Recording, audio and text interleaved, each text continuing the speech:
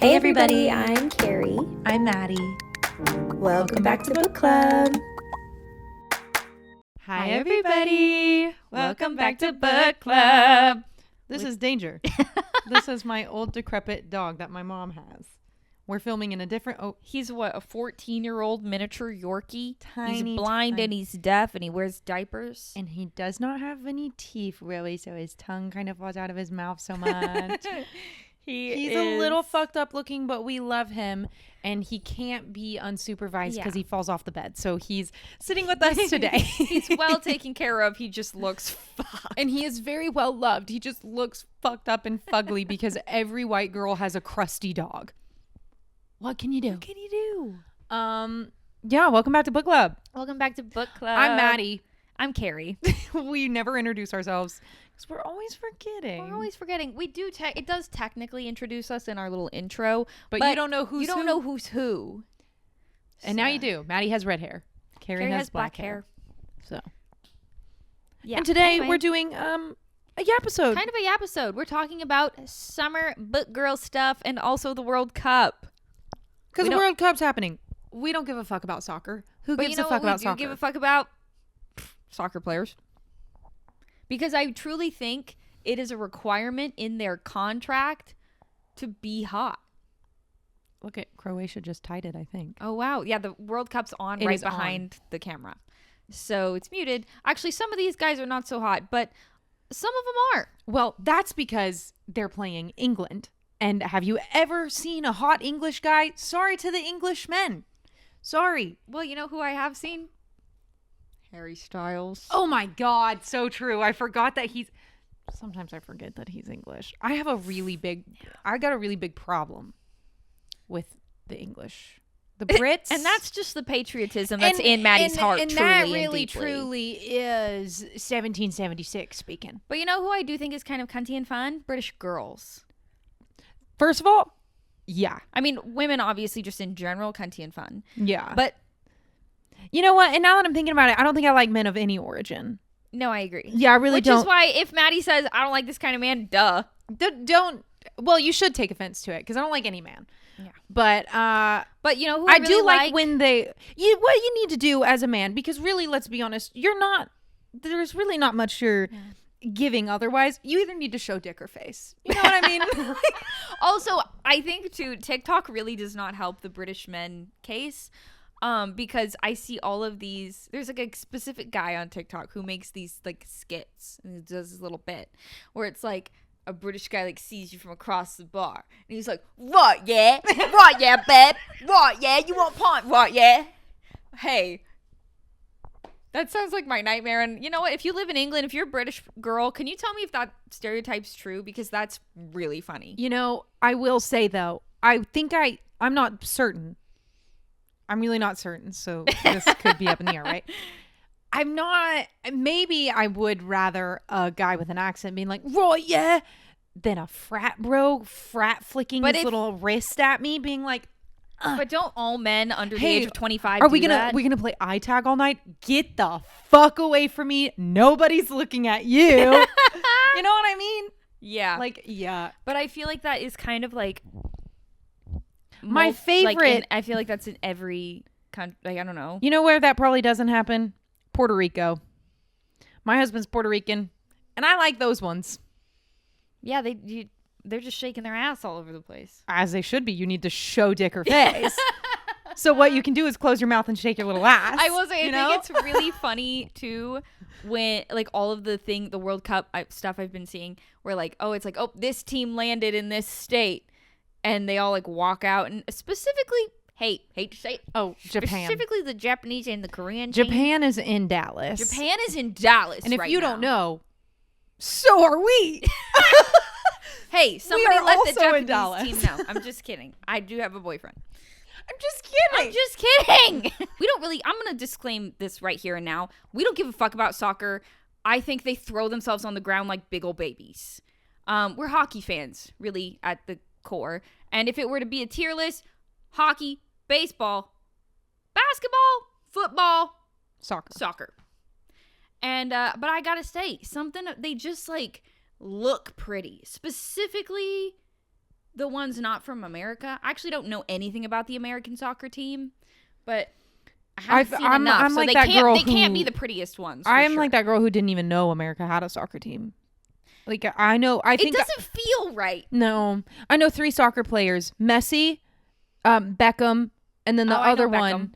The other one that's like kind of Didn't- tied to Messi, but like not really. And Didn't Beckham have the whole family? Yeah, that was Brooklyn beautiful Beckham, or his- whatever. yeah, he has a son, Brooklyn, who's like estranged from him now. There's Ooh. drama. Oh my god, I don't There's know drama. any of that. And he's married to a Spice Girl. yes, posh. Sure. Right? Yeah. I think he's married Yeah. to Posh Spice. Yeah. Yeah. So she's the prettiest one for sure. So that's really our knowledge of Yeah. soccer Posh Spice. and Messi. I don't even know that man's first name. I don't know who that is. I don't I know thought you were either. saying that soccer is messy. No, there's a Messi. That's his last name. Does Puerto Rico have a soccer team? Well, Puerto Ricans are American. So I assume well, I'm not sure because in the World Baseball Classic they do have their own team. So actually that's a great question. Enough about soccer. Because we've just sounded like complete idiots for 5 minutes. We don't actually know fuck all about soccer. So that's Hey, and if listen, you can tell. I never said we were going to get on the internet and be Smart. What can you do? Really. Next topic. There's a goalie on that whatever that team was that just had a full pink uniform. That's cutie. I think Oh my god. If you're watching right now, there was just a lightning strike of buzz. That was a a cat. cat. just climbed the wall like Spider-Man right behind us. We're gonna have to Holy rewatch shit. that. What the That was fuck? crazy. On our next, on the slab Next- next. What the fuck is the phrase? I'm not, What are you talking next about? on the chopping block. Oh wait. Next on the chopping block, I think is the phrase. Right? Is that not a phrase? Next on the Next- chopping block? Yeah, Yeah. for sure. Yeah, so that's what I actually meant. Next on the chopping block of conversation is cowboy romance. Yes. We've really been hello. The cat came back. We've really been pussy deep into cowboy romances lately. Yes, we read almost all of the Lila Sage Blue Rebel series, Rebel Blue. Rebel Blue Ranch. So done and dusted, whipped and wrangled, wild and Fucked lassoed and fingered. Who's really to say what who's they're really called? to say? But they're really cute books, and I know everybody always talks about Elsie Silver's cowboy romances, but I've only read the first Elsie Silver. We read Flawless, Done and Dusted, and the second one in that series. What's it called? Wild and Wrangled. No, that's the last one. The second one. Sweet and Saddled. Swift and Saddled. Those two. So good. I liked them way better than the Elsie Silver one. Flawless. We read. I did too. I liked the first two. Now, if you were to ask me about Wild and Wrangled versus Flawless, I'm not sure.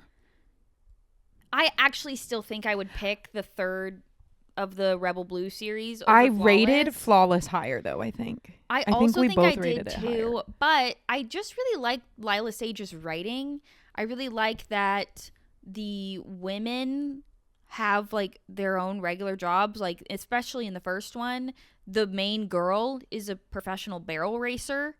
And in compared to Flawless by Elsie Silver, it's like, oh, the guy's like a famous bull rider and she's just like a city slicker.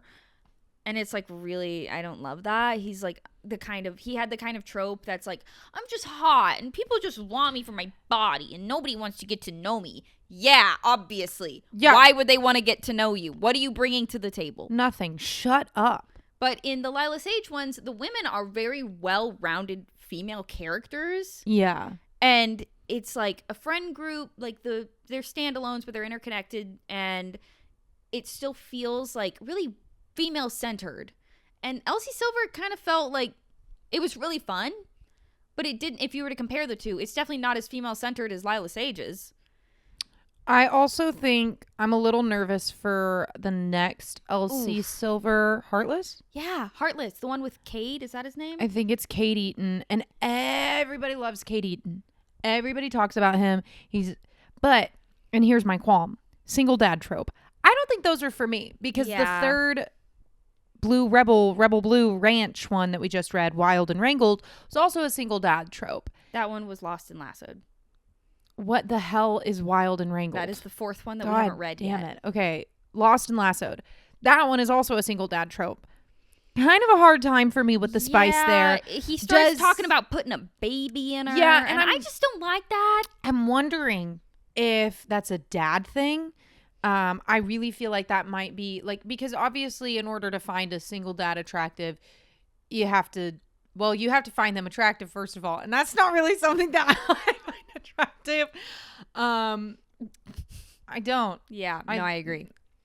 You know what I think is funny? It's very common for men to be like, oh yeah, I love a mom. I love when you become a mom. But they don't love a single mom. But men, you are shamed for being a single mom, and as a women. And you know what? And Maddie's about to get on a soapbox here. And let me just say this really quick. And not to get on a soapbox, however, but here's my thing. Here's my thing, right? Is that women are constantly shamed for being single parents, but then women will turn around and spread their cheeks and write a book about a dad being a single dad and like romanticize it. But women are shamed for being a single mom. Just like, don't piss me off. You know what I mean? And then when I get into that said single dad book and he's like, I'm going to get you pregnant. You're going to get your fucking hands off of me for a fucking minute is what you're going to do. Yeah. You're going to come in a condom where you're supposed to go. Ew. Yeah. It really grosses me out. I don't like it. I find it like, I don't know, just aggressively like, I'm gonna put a baby in you. That's like aggressive. Yeah, that was another thing that we were kind of having like qualm here's with. My qualm with similar to Heartless with the Kate Eaton cowboy romance in the third Rebel Blue book. Gus Ryder is also kind of like a grumpy ranch owner trope, and I don't know if it's like this in Heartless, but I'm pretty sure it is. We'll find out. But with Gus, I was very surprised because normally when there's kind of like a grumpy, brooding man, when it gets to the spice chapters, he's a lot more gentle, and it's kind of like balances out how aggressive and grumpy, bad attitude he has in his day-to-day. With who?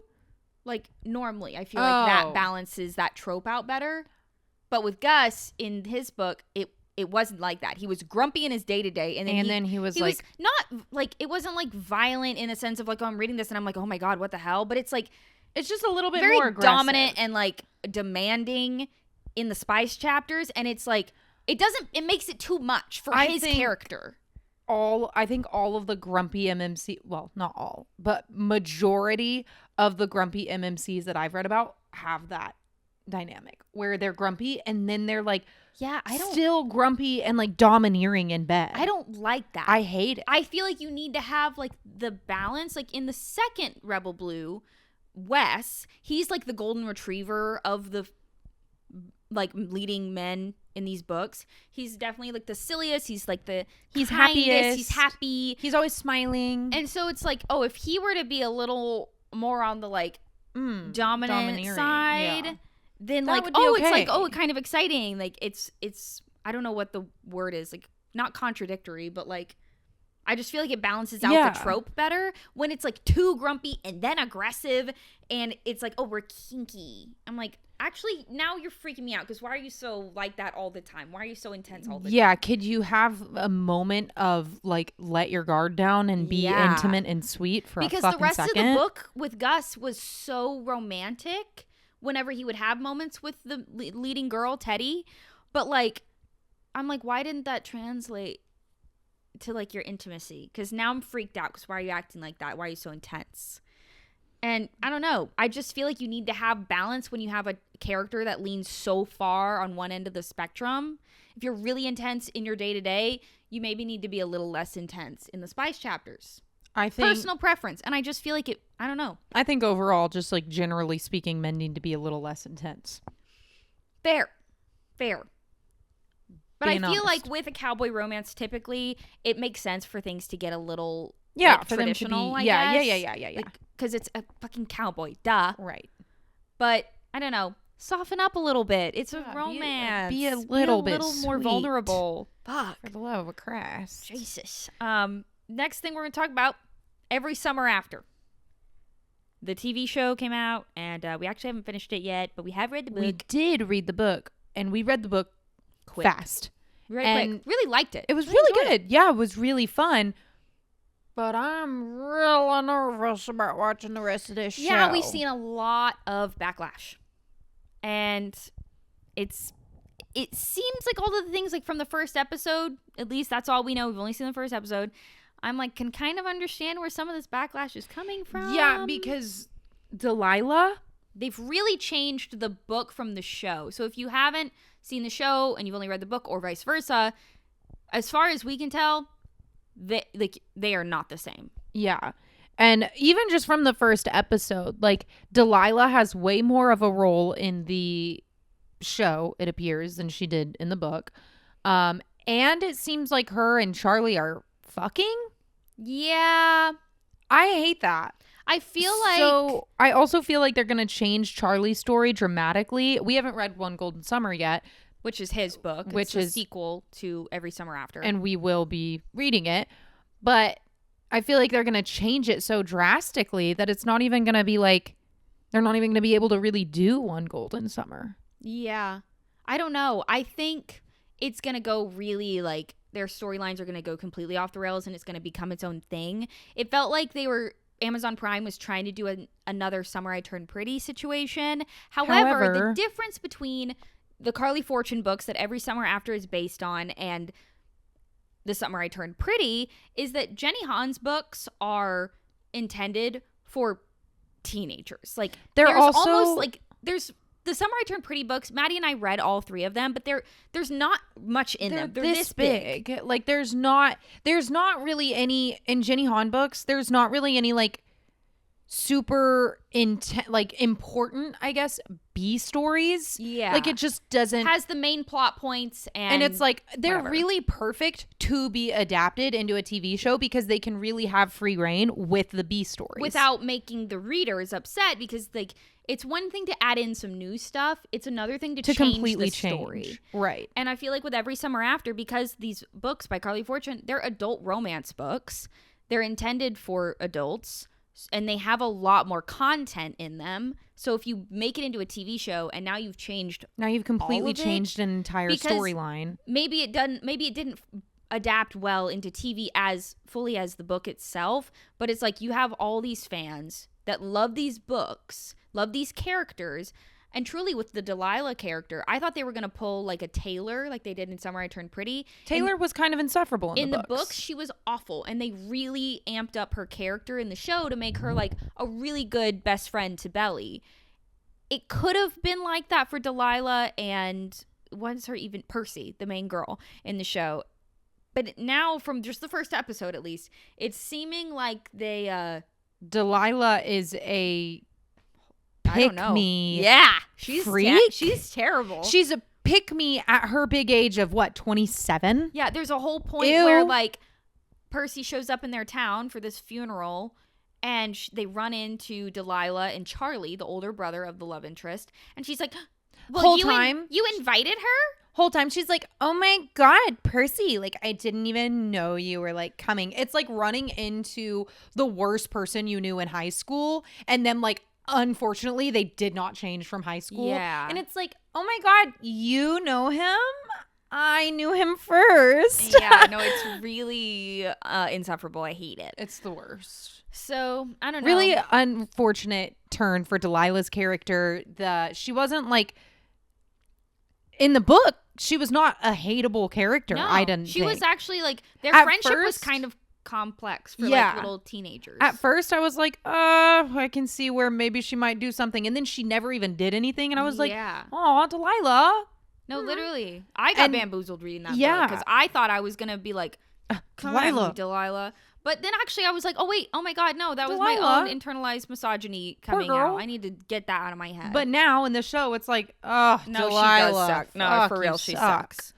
So that's really unfortunate. Yeah, and also too, I really like in the book Charlie, the older brother. I really like his character. I want to read One Golden Summer because I think his book's gonna be really good. But in the show, he's like a fucking Chad. Like he's in the book, he's kind of like a little playboy, sort of. Like he talks to girls all the time. He's always got girls over. In the show, they're like for real making him like he's a like finance a bro. Chad. He for sure was in Sigma fucking. You know that meme? I actually don't know any fraternities, but the meme with that's got the guy with like a really big, massive jaw. The like Chad face. That's kind of the energy that they're giving Charlie, and it's upsetting because he's not a bad character in the book. He's a dick, but funny. You know, he has a storyline. He has like a character arc. In this one, I'm like, I don't want to be alone in a room with you. Yeah, his actor though looks like a combination of Zac Efron and who did we say? One of the brothers, not James Franco. Yes, Franco. From the side, James Franco. From the front, Zac Efron. Pretty good. But I will say the storyline though, I have seen things talking about how the end of the show, they like fully change the ending plot, which I don't know what that is yet. Yeah, maybe we'll talk about it some more whenever check back we in when we're have done the watching show it. Done. Who's to say? But I don't know. I feel like people are grasping at straws to find a new Summer I Turned Pretty, and it's kind of hard to do. It's also hard to do when like the Summer I Turned Pretty was elongated and stretched out, and they won't do that for new shows, which is unfortunate because like I think off they campus, will though they for could the have next done. seasons. I hope for off campus they do. Yeah, but the hard part with off campus is that it can't be a Summer I Turned Pretty because it doesn't take place in the summer. I feel like Amazon Prime is searching for like a summer show that can have summery vibes. That's what they were trying to do with Every Summer After, but people are hating it. Yeah, and off campus, yes, like for sure, it's gonna have like. People are going to love it the way that they loved The Summer I Turned Pretty, but it's not like a summer show. Yeah. And they can't have like the beach vibes and whatever. That's so true. Because it's not a beachy show. And I do feel like a lot of the book to screen adaptations are getting a lot of pushback. Specifically, not Love Hypothesis. Beach Read, yeah. Beach Read is getting a lot of pushback. And here's not great casting. No, not great casting. But I part. will say, I do think January's casting, Phoebe Devenor, I don't know. The first girl in the Bridgerton season 1. Mm-hmm. Good. I like her as January. I actually really like her as January, and I feel like she's going to do a very good job. I've been wanting to see her in other things. But yeah, that is just not Gus's how cast, I pictured Gus. Not great. We've talked about this. The Love Hypothesis I am excited for, but I did not picture Olive as Lily Reinhart. A white girl. I didn't picture her as a white girl at all. Which is especially not a white girl with blonde hair. Yeah, I love Lily Reinhart. She's gonna eat it up. It just wasn't my ideal casting. But Adam. And you know what? And that'll do it. And that's pretty good. Yeah. No, it's really just the Olive character. I feel like, I don't know, maybe it's always been this way and they were just books I hadn't read, but I feel like the book to screen adaptations are really amping up. Yes, I agree. And here's my thing. People really try to act like, oh, like book girls. Some things need to say book girlies. Like they try to act like being a book girl on the internet or something is kind of like a niche, small group of women. No, but it's huge. It's huge. There's so many of us, and this is just a prime example of women decide what is cool. Yes, women decide what is cool. Women have always decided what is cool, and men will try to go out there and they'll be like, "Oh, that's girly and that's stupid and just girl stuff." Sorry, you don't have community. Well, pop culture follows what women like, and the second you start to realize that. The better your life will be. No, literally. You know who did a whole initiative on that? 5 Seconds of Summer.